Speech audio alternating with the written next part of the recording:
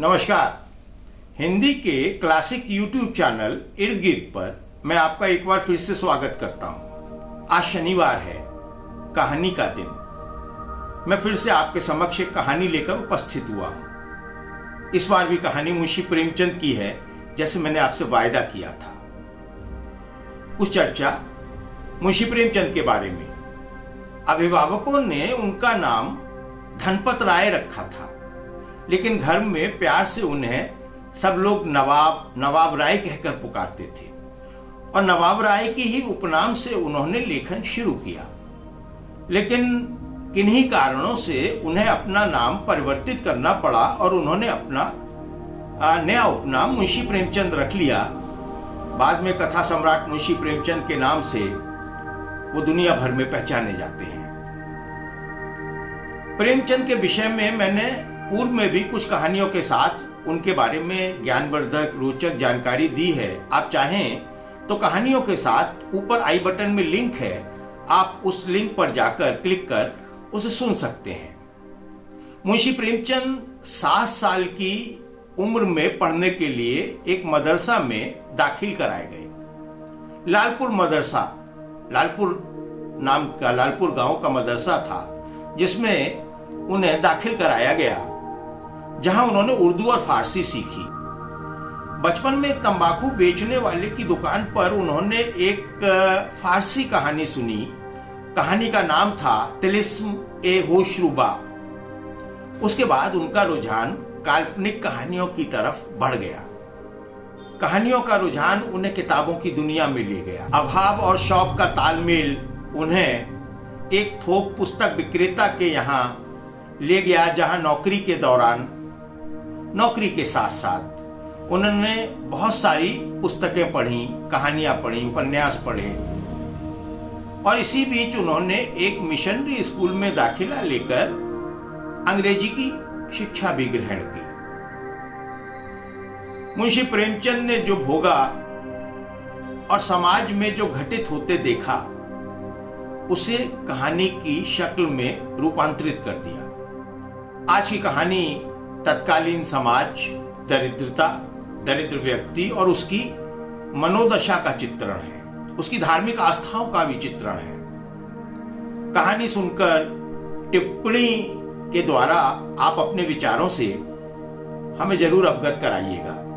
और हाँ, पहली बार अगर आप चैनल पर आए हैं तो सब्सक्राइब कीजिएगा और घंटी का आइकॉन दबाकर घंटी का आइकॉन क्लिक कर और नोटिफिकेशन ऑन कीजिएगा। एक बात और, आप कहानी में इतना डूब जाते हैं कि आपको ये याद ही नहीं रहता कि एक लाइक का बटन भी आपको क्लिक करना है।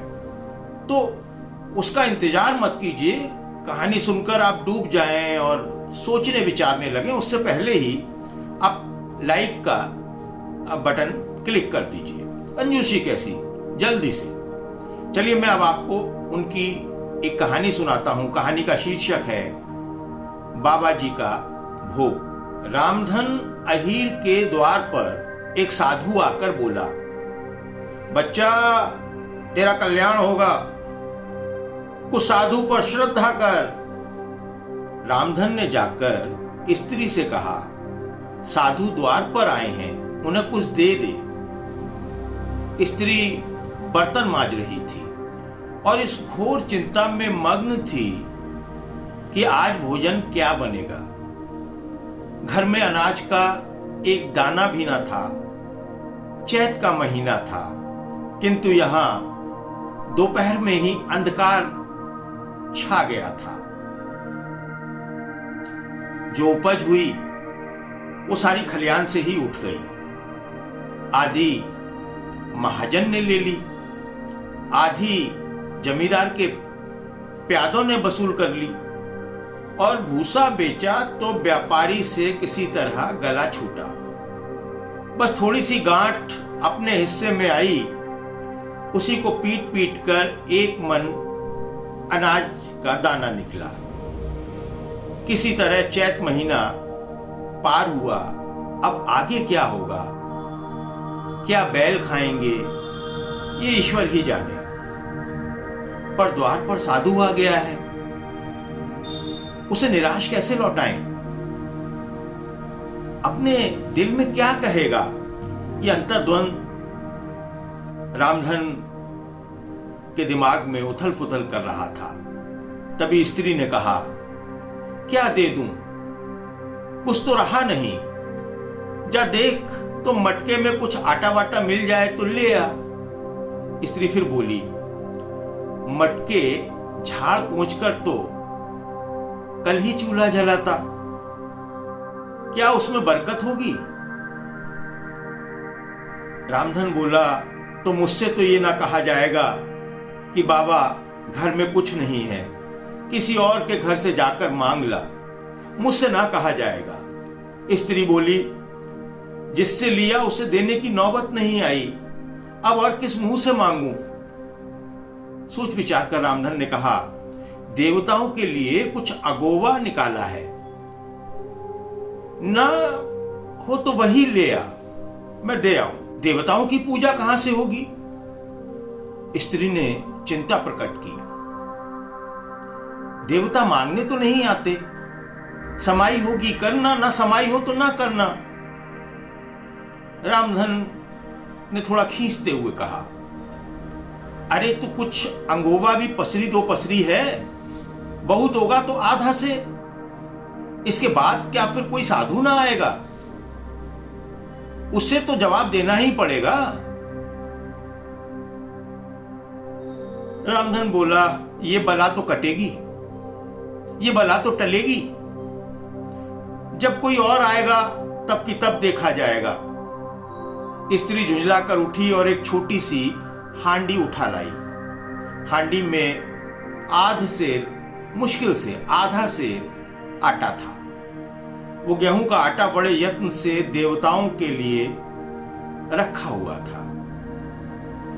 रामधन कुछ देर खड़ा सोचता रहा, तब आटा एक कटोरे में रखकर बाहर आया और उसने साधु की झोली में आटा डाल दिया।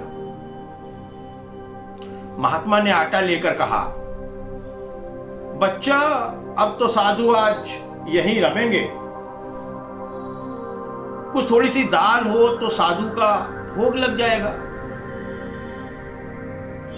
रामधन ने फिर आकर स्त्री से कहा, संयोग से दाल घर में थी। रामधन ने दाल, नमक, उपले जुटा दिए, फिर कुएं से पानी खींच लाया। साधु ने बड़ी विधि से बाटियां बनाई, दाल पकाई और आलू अपनी झोली में से निकालकर भुर्ता बनाया। जब सब सामग्री तैयार हो गई तो रामधन से साधु बोले, बच्चा भगवान के भोग के लिए कौड़ी भर घी चाहिए, रसोई पवित्र ना होगी तो भोग कैसे लगेगा?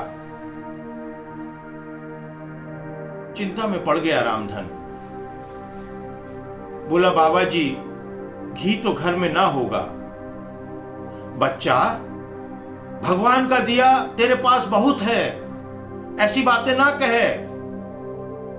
महाराज लाचारी दिखाई रामधन ने। कहा, महाराज मेरे गाय भैंस भी कुछ नहीं है, नहीं है मेरे पास। अरे जाकर मालकिन से कहो तो। रामधन ने जाकर फिर स्त्री से कहा कि घी मांगते हैं। झल्ला गए रामधन। बोले, मांगने को भी, पर घी के बगैर कौर गले से न निकलेगा, धसेगा नहीं। तो इस दाल से थोड़ी सी निकाल लो और इसके बदले बनिए से थोड़ा सा घी ले आओ। जब इतना किया है तो इतना और सही, क्यों नाराज करते हो? घी आ गया। साधु जी ने ठाकुर जी की पिंडी निकाली, घंटी बजाई और भोग लगाने बैठे। खूब तन कर खाया, फिर पेट पर हाथ फेरते हुए द्वार पर लेट गए। थाली, बटली, कलछुली रामधन घर में मांजने के लिए ले गया। उस दिन रामधन के घर पर चूल्हे पर रोटी ना सेकी, दाल पकाकर पी ली। रात को रामधन लेटा हुआ सोच रहा था, हमसे तो यही बेहतर है। तो मित्रों, कैसी लगी कहानी आप हमें टिप्पणी कर बताइए। फिर मिलते हैं। नमस्कार, जय हिंद, वंदे मातरम।